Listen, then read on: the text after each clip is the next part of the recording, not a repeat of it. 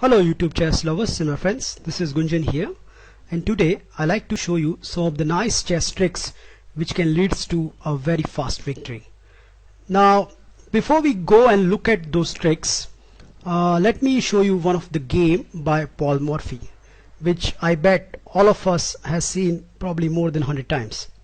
Now this game was played in early 90s where Morphy was white and Morphy started with the move e4 and his opponent responded with the move b6, and after d4 bishop to b7 Morphy responded with bishop to d3, and here his opponent played this horrible looking move which is f5, and here this game was remembered for a long time after e cross f5, which at first sight looks like giving up a rook, so his opponent greedily captured the g2 pawn, but after very simple queen check and g6 f cross g6, Morphy's opponent here responded with knight to f6, so attacking the queen. And if you have seen this position first time, then there is a mate in 2. You can pause the video and you can try your own. I'm showing you right now. So the very simple move is g cross h7 with give a discover check, and after force reply knight cross h5 we have a lovely checkmate which is bishop to g6. And I bet many of us have seen this game a few times and saying why you are showing this game. But the whole idea of showing you this game is many people doesn't know the modern variation of it. So today I'm going to show you a particularly dirty tricks which can lead to a very fast victory. Now if you remember that game, let me flip the view first. So if you remember that game, so game was started with the move e4 and black responded with b6, and after d4 bishop to b7 white plays bishop to d3, and I give you guarantee that 80 to 85% of the time your opponent will play this move and they will hope that you are going to play f5, and to their surprise we are going to play move f5 here, and after e cross f5 I bet your opponent will dream that he get a duplicate version of the Morphy game, and for some moves we are giving him that hope, so we are certainly going to capture that pawn. And after queen check and g6, after f cross g6, here comes this twist in the game because we are going to stun him with this move bishop to g7.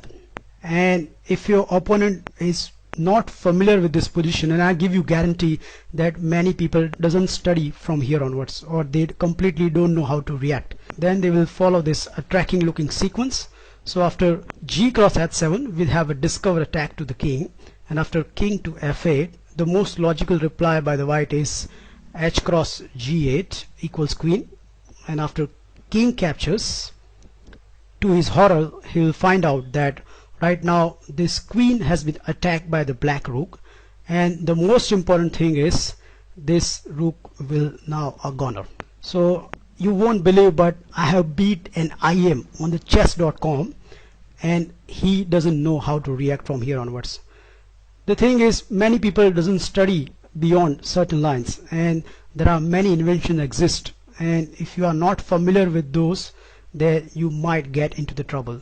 And this is exactly what happened. My game with an IM, he responded with bishop to c4 check, but after very simple e6 and queen to g4 I simply grab the rook in the corner. And if you count the pieces right now, black emerged with an exchange up against knight and pawn, and if you play accurately from here onwards then you can easily win this game, and that's what happened in the game. So that is one nasty and dirty trick which I give you guarantee many of your opponent will not know, and they will fall into this. Now as a white player, if somebody try the same trick against you, then you should better know how to react. And trust me, playing accurately against this system required a great deal of accuracy.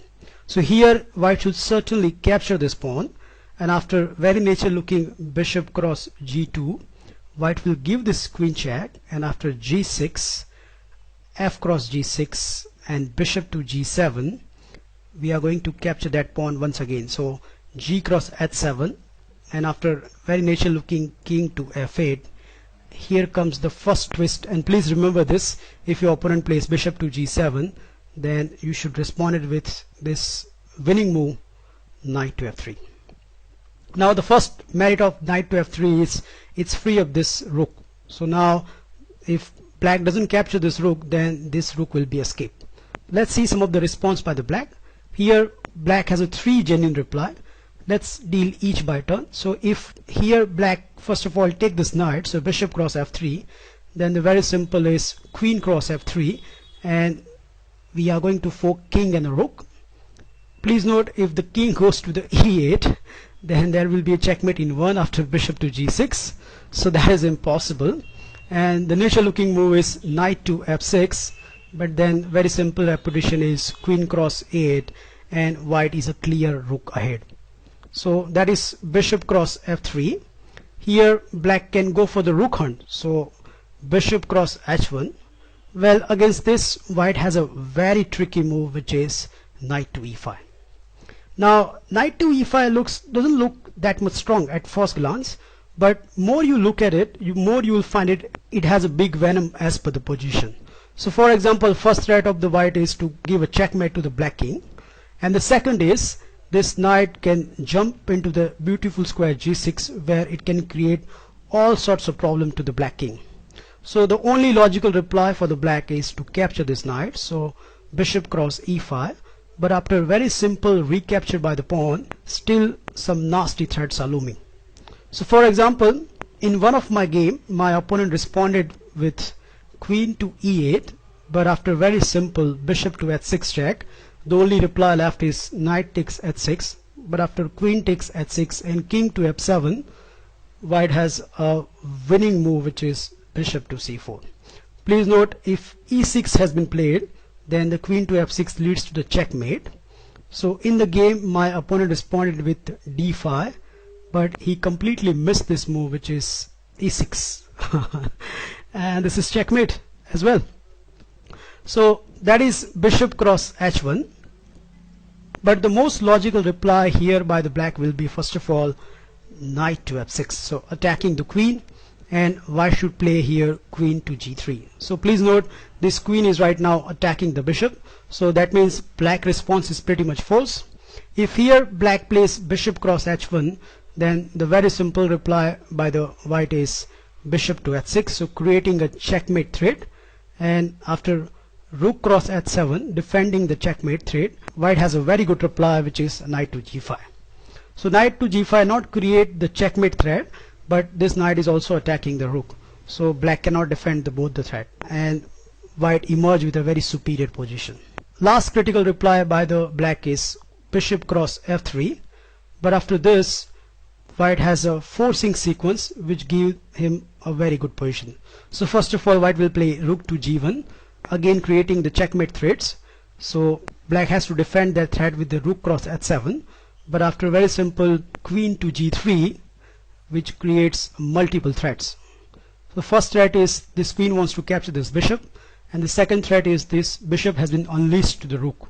So to defend both the threat, black has the only reply, which is bishop to e4, but after this the very simple answer is bishop cross e4, and after knight cross e4, white have this lethal check, which is queen to f3. Please note, right now this queen is forking king and a knight, and if this knight goes back, then the rook in the corner will hang. And if you look at this position, you will realize that white is clearly in the driving seat. I hope you enjoy and learn this wonderful chess tricks.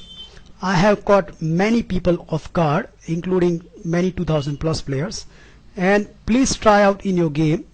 You never know who will be your victim.